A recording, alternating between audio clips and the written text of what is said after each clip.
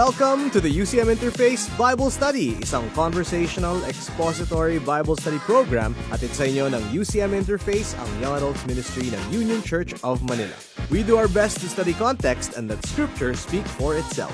Ang programang ito ay isang teaching ministry ng Union Church of Manila, a church of many nations committed to making disciples who are transformed by the gospel of Jesus Christ. Hello everyone, my name is Gutch, isa akong commercial voice artist. Ako naman si Rainier, ang Young Adult Ministry Director, Union Church of Manila. Hi, I'm Enzo, a student from the University of the Philippines, Los Baños. Okay! Yung ating next is the healing a paralytic at the pool of Bethesda. John 5, 1-18. Or healing at the pool. Ayun, healing at the pool. Share ko lang personally for me, I've heard several sermons on this, being a Christian for more than a decade. And I even have a vivid memory of a pastor preaching about this. Not saying na what I have heard before was wrong, pero it's just, ang personal challenge ko is that, because it's so familiar, yung setting aside what I expect to learn and let this text breathe anew for me. Yeah, marami na rin ako narinig na sermons na tungkol dito. Pero kasi mas maganda na aralin mo rin na hindi ka na-impluensyahan ng mga termo na yan. Kasi meron ka na mga preconceived notions. That's and then right. you start reading the text through that lens. Yeah, very familiar, but I'm hoping to break that familiarity with this session. The last few episodes, some are familiar and then it's like, wait, meron palang ganun, di ba? Yeah, so many new insights, Nakakatuwa. all that. Right. Yeah, sabi nga ni Kenneth Bailey, we need to rescue truth from familiarity. Yes, that's right. So yeah, simulan natin ang ating discussion ng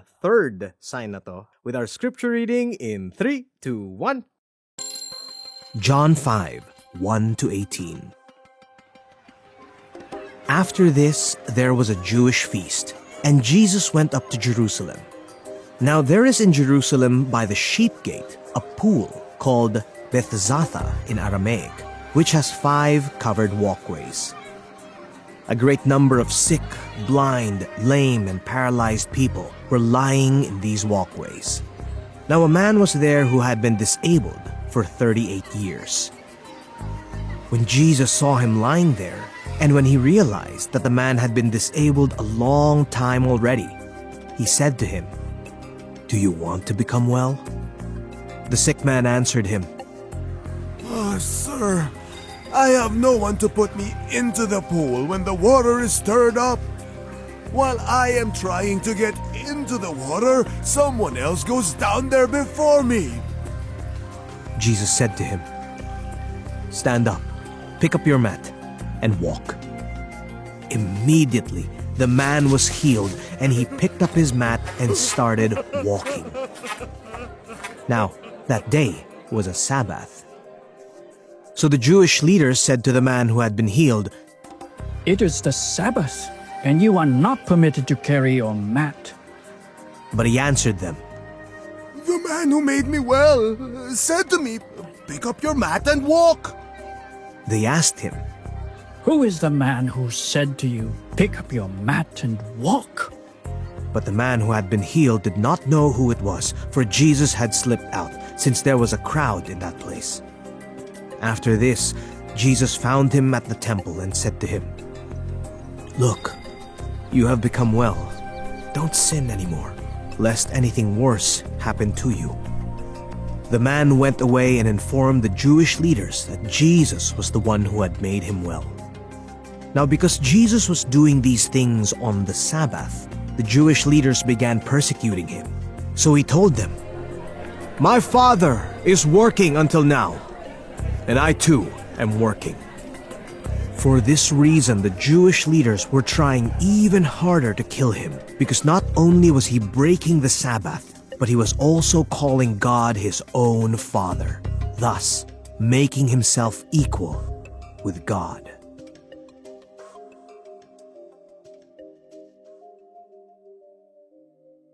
Lakas. Tingnan natin. So let's start from verse 1. Yeah, so ito na yung third sign. Pero isipin nyo ha, dito sa third sign na to, hindi ginamit ni John yung salitang sign. Right. But it's still included in the list of the 7 signs in the Gospel of John. So second yata yung last niyang merong nilagyan niya ng number. This is the second sign. Yeah. After that, bayaan na Yeah. yung reader magbilang. It's like, how to figure it out. Kung ano-ano yung signs na to. Yung episode na to ay pagkatapos nung healing nung son ng official. Diba? Right. So Yes. gumaling na siya. Sabi sa verse 1, Enzo, could you please read verses 1 and 2? After this, there was a feast of the Jews, and Jesus went up to Jerusalem. Now there is in Jerusalem by the sheep gate a pool, in Aramaic called Bethesda, which has 5 roofed colonnades. So, eto ha, hindi binanggit kung ano yung Jewish festival and usually Yeah. associated ng mga signs na to sa isang festival. Okay. It was not identified, pero pag binasa mo yung buong chapter 5, ang issue dito ay Sabbath. Yeah. Okay? So, we can probably say, that the festival referred to here is the Sabbath, as suggested by some experts. Yun lang naman naintindihan ko doon. Okay. Hindi ko to Sorry, original idea. Sabbath is a feast. It is. It is a festival. So it's every Sabbath is a festival? Yeah, something that you celebrate. Interesting. Oo. Pero kasi ang idea lang natin ng celebration, yung maraming kinakain, Right, kami yeah, nagsasaya. yeah. Feast of Tabernacles. Yeah, Big pero ang time. Sabbath naman, hindi naman siya supposedly a very morose and sad and it's not a sad day. Yeah. It should be celebrated Yeah, because rest. it's rest day. Ngayon, saan yung location nito? According to verse 2, saan nangyari ito? Ano yung setting nitong sign na ito? Saan daw? Jerusalem, It's in Jerusalem, but what particular place in Jerusalem? by the sheep gate. Okay, bakit sheep gate? By the way, ito nabanggit sa Nehemiah chapter 3. Uy. Itong sheep gate na to. Bakit sheep gate ang tawag? Kasi, Dito pumapasok yung sheep for the Aha. sacrifice? that's exactly correct. Yun yun. Tapos, ito daw, itong sheep gate na to ay malapit sa isang, Pool. it's a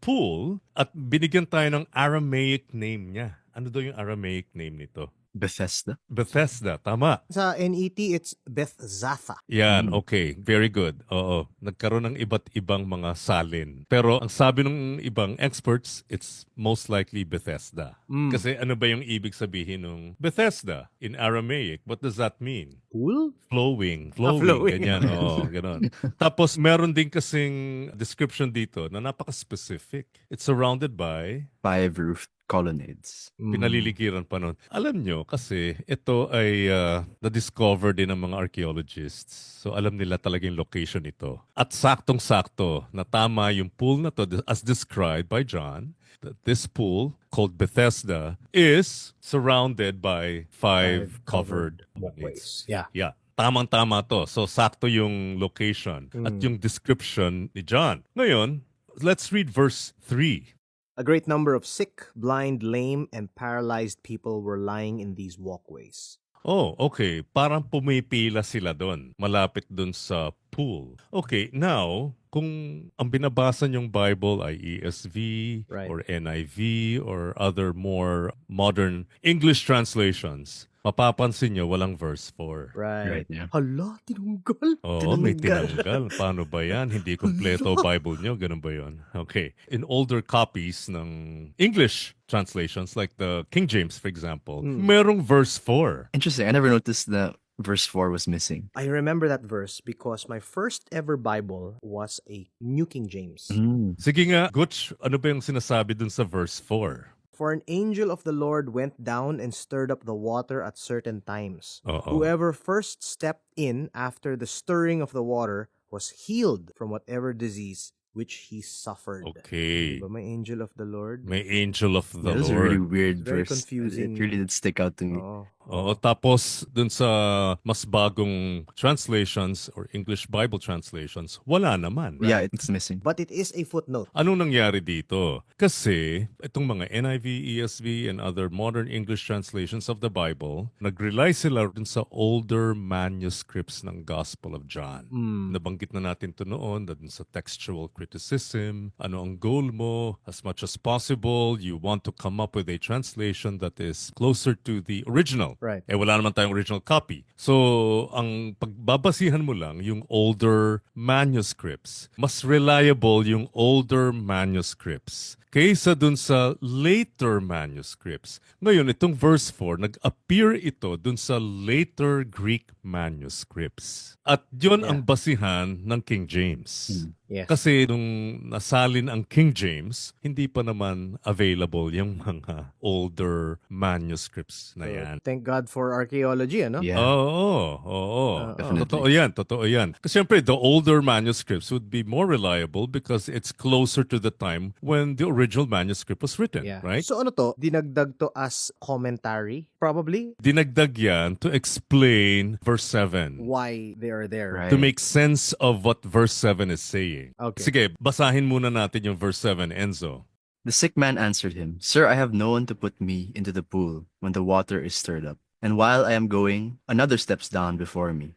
Okay, kaya dinagdag yan sa verse 4 to explain verse 7 para naman magkaroon ng kaliwanagan. Kung ano yung sinasabi ng verse 7, bakit pumipila? Bakit nag-uunahan? Stirred up. Yeah, Oo. apparently there was a superstitious belief. Yeah. Okay? Na kapag nag-start na mag-bubble up yung tubig, ang sinasabi na, uy, may angel. Yeah. Oo, siya yung hinahalo-halo niya yung pool. So ngayon, nagmamadali yung mga tao, yung mga may sakit. It's so sad. Becomes a race. Oo, biro mo yun tatakbo sila doon para Makukuha sila ng mag-dip nila blessing. yung sarili. Makakuha sila ng tubig. Yung ganon. Okay, makasawsaw sila dun sa tubig. Yeah. And that's supposed to heal them. Superstitious belief lang naman talaga ito ng mga Jews. Right, yeah. Kaya ito na-associate din with paganism. Itong pool na to. There is a Greek god na na-associate siya dito. Ang pangalan niya ay, teka ha, Asclepius? Asclepius. That's correct. Asclepius. That's the name of the Greek god, Asclepius. Interesting. Ewan ko kung tama yung pronunciation ko Pero yun, associate nila yan. Kasi nahaluan na ng paganism Right. So this is a very syncretistic belief. Ibig sabihin ng syncretism, may blending ng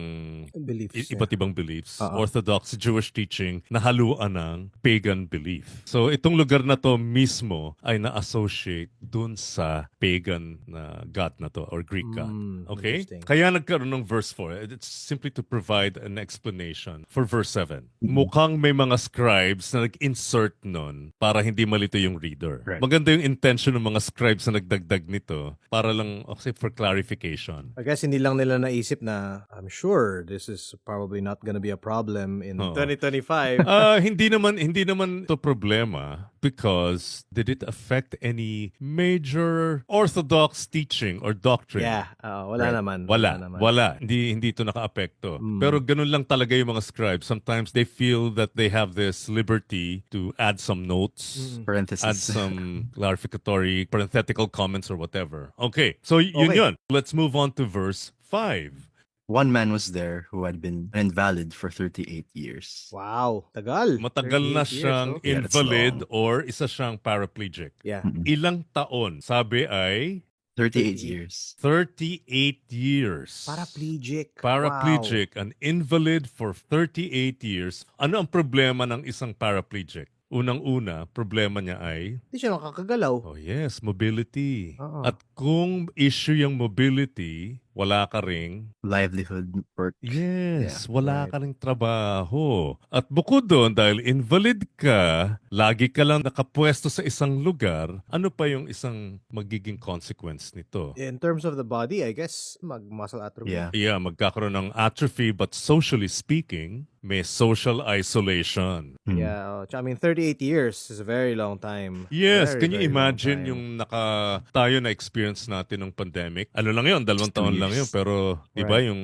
na-lockdown tayo, wala tayong masyadong social interaction. Mm. Kaya nga nung nagkakita-kita na, finally na, uy, merong mahalaga yung physical presence kaysa yung virtual. Kasi we're physical beings. Naintindihan natin ngayon to. At yung 2 years lang yun. At meron pa tayong ibang ways to socialize. Pero ito, hindi talaga nakakagalaw to. I'm sure psychologically, malaki rin ang impact nito sa kanya. Right. Kasi ultimong yung dignity mo. Yeah, I diba? think it also manifests. It shows in verse 7 where he says, I have no one to put me into the pool. I'm all alone. Okay, so very helpless. Tsaka just imagine pandemic, 2 years. Maraming effect na nangyari dyan in terms of socialization for people. People kinda trying to get used to socializing again. Yeah, Yeah. right. But somebody na 38 years, wow. Ano kaya yung umaandar sa just napaka-hopeless. Right, right. Kaya nga nung sa verse 6, Gutch, could you please read verse 6? So when Jesus saw him lying there, and when he realized that the man had been disabled a long time already, he said to him, "Do you want to become well?" Okay, so nakita ni Jesus itong invalid na to and he found out na ganito palang katagal na yung sitwasyon niya. Tinanong ni Jesus, ano nga yung tanong? Do you want to become well? Wow, anong dating Siguro nito? naman, di ba? Please.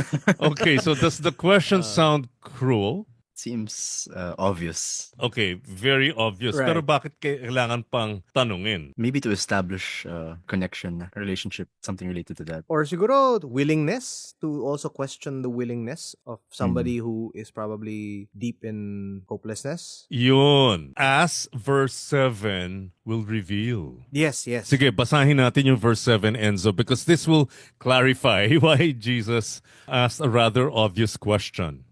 The sick man answered him, "Sir, I have no one to put me into the pool when the water is stirred up. And while I am going, another steps down before me." Kumbaga, ito yung, oo o hindi. Eh kasi! In other words, kapag ganito na yung condition mo for nearly 4 decades, what happens to you? Yes, Ganito you na want to talaga get well, pero ano yung nangingibabaw? It's the sense of Nothing's ever gonna change. This is it. Hopelessness. Yeah. Wala na mababago dito. tumatambay lang ako dito, but you know, I'm not really expecting anything to happen that I will get healed kasi nauunahan lang naman ako palagi. Wala namang tumutulong sa akin. Ito na talaga buhay ko, 38 years na eh. Yeah, you're just hoping against hope that something might happen. So that's why I think the question of Jesus is valid. Do you want to get well? Parang tinatanong na nga yung willingness, yung determination. Gusto mo ba pa talaga? Ilalaban mo pa ba to? Kumbaga, no? Gustong-gusto mo pa bang mangyari to? Kaya dun sa verse 7, mas malinaw nga naman kung meron yung comment na binigay dun sa verse 4 about the angel that would stir the water. Kaya pala may nag-uunahan dun sa The pool. stirring. Oh, the stirring of the water. Na, ano ba yung stirring ng water? Ba't nangyayari yun? But it's a superstitious belief. So,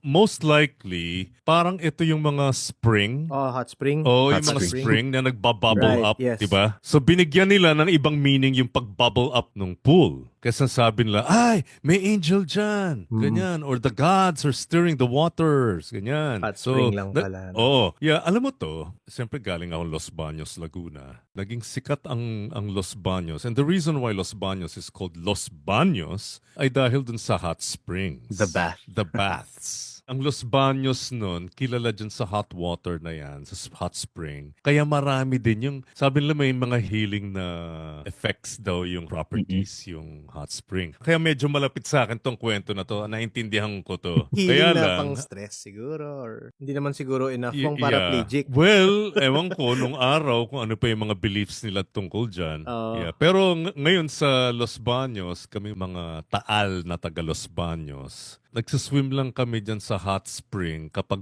malamig na season. Yeah, Burr months. Oo, mga Burr months, saka namin na-enjoy yung hot spring. So hindi ngayong mga March, ano? No! No, get a heat stroke. Maski nga yung tubig namin sa bahay, napakainit. Kaya ang hirap mag-shower. At least yung healing, nasa gripo mo na. Nasa gripo na. Oo. So now, puntahan na natin tong verse 8. Okay, game. Very interesting tong verse 8 kasi na parang ito, this will remind us of the healing of the official son.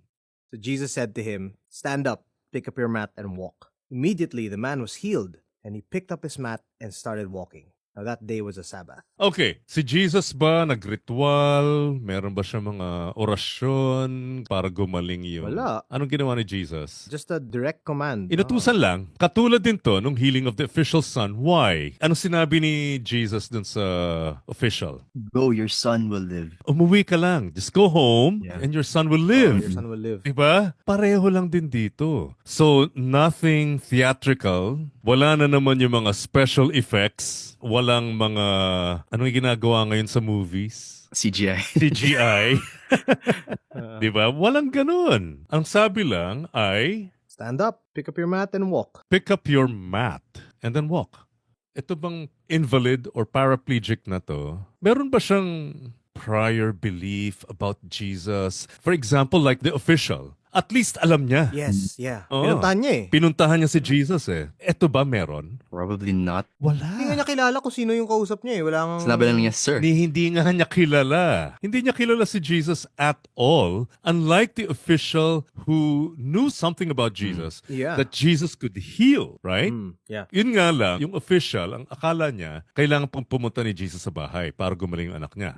Right? Right. Pero mas matindi itong kaso nitong paraplegic because he had no idea at all who Jesus was. Nothing about his identity, right? That's right. Tinanong lang siya, do you want to get well? Sagot naman, answerable by yes or no man lang sana, pero hindi. Nag-elaborate pa siya kung gaano siyang ka-helpless. Pero, ang sabi lang ni Jesus, simple. Stand up, pick up your mat, and walk.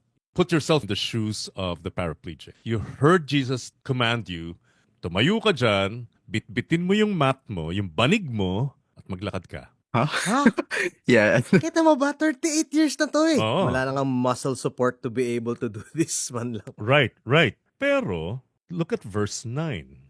And at once the man was healed, and he took up his bed and walked. So maybe something happened when Jesus said, get up. That he probably felt something that for the past 38 years, he had never felt before.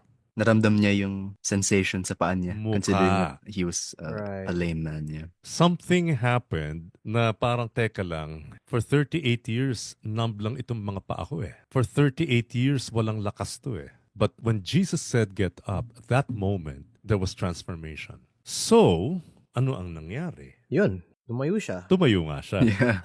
Took up his bed. Started walking. Pero, importante yung detail kung kailan nangyari to. Yes. And I only noticed this now. Yeah, Ito na yeah. yung climax of the healing, of the scene. Immediately, the man was healed, picked up Yeah. his mat, and started walking. Pero para siyang na-interrupt na merong itong comment na to na, now that day was a Sabbath. Yes. Yung, alam mo yun, it sort of stopped Yeah. the momentum of this statement. Kasi prior to Okay. this study, when I looked at this story, iniisip ko, this is about the healing. Kasi even yung mga preaching na narinig ko, it's about the healing. Ganyan. Pero I think hindi eh. While it is about the healing, it's very important. Para lang siyang jump off to the real objective of the story, which is this, the Sabbath. Or the real objective of the Sabbath. Ah, Okay? Right. So baka yun.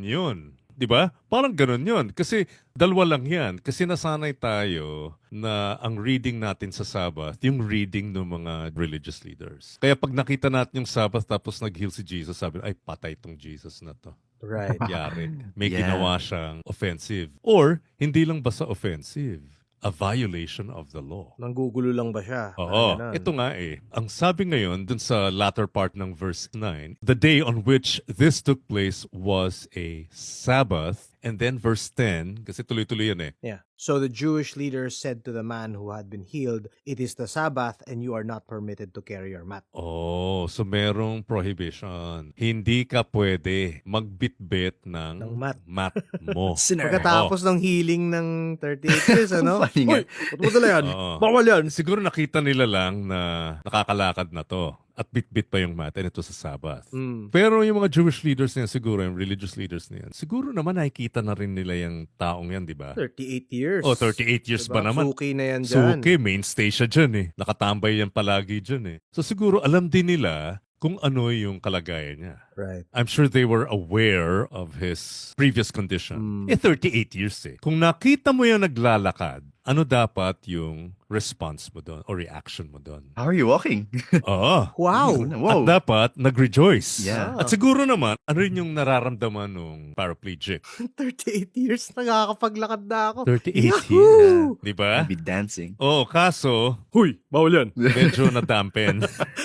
Parang binuhusan ka ng malamig na tubig. Oh. Parang, uy, mali yung ginagawa mo. Kasi daw, what was the explanation? It is a Sabbath, and it is not lawful for you to take up your bed. Diyan tayo medyo nagkakagulo sa interpretation ng Sabbath kasi. Mm. Actually, sa Old Testament, hindi naman ganun kaklaro talaga yung mga prohibitions na yan sa Sabbath. At kung titingnan mo lang yung prohibitions sa Sabbath, ano ba yung mga bawal? Itong work that's prohibited during the Sabbath, it refers to your customary employment So, livelihood. or yung livelihood mo. So for example, karpintero ka, What then are you not supposed to do on the Sabbath? Carpentry. Carpentry. Yeah. Bawal kang maglagari, bawal kang magpako. Anything that pertains to your employment, your profession, wag mo na lang gagawin for a day. Pero, medyo kasi, I explained this in my Bible study sa young adults, that what happened with the Jews, natakot na sila eh. Kasi they have this principle called the Seyag la Torah, meaning they had to build a fence around the Torah or the Old Testament law. Why? Kasi nga, alam nila that the very reason why the Romans are occupying their land is because that was God's punishment to them for not being faithful to their covenant with Yahweh. Kaya nga, yung northern kingdom was wiped out by the Assyrians. It's because of that. Then later on, the Babylonians invaded the southern kingdom precisely because of that reason also. Hindi sila faithful dun sa covenant nila with Yahweh, that they violated the law. Tapos after the Babylonians, sino na? The Medes and Persians. And although they were able to return to the land, they were still not free. Kumbaga, extension pa rin to nung Exodus nila. Parang yung Exodus nila hindi pa rin natatapos. Nakita na natin yung spoiler eh. Basahin lang natin yung Revelation. That's the spoiler. That's the amazing thing na we're looking at this and this is just a preview of the wonderful hope that we have in Jesus, who is the Lord of the Sabbath. Yeah, kumbaga nanonood ka ng pelikula pero alam mo na yung ending ng story. The now not yet. Yeah. Okay. Yeah, that's it. Sige. And so that ends our discussion of John 5, 1 to 18, the healing of the paralytic sa pool ng Bethesda. And for our listeners, my friends, Jesus is King. And so we can hope. And so hope. Amen. See you guys in the next episode. See you. Thank you. Bye.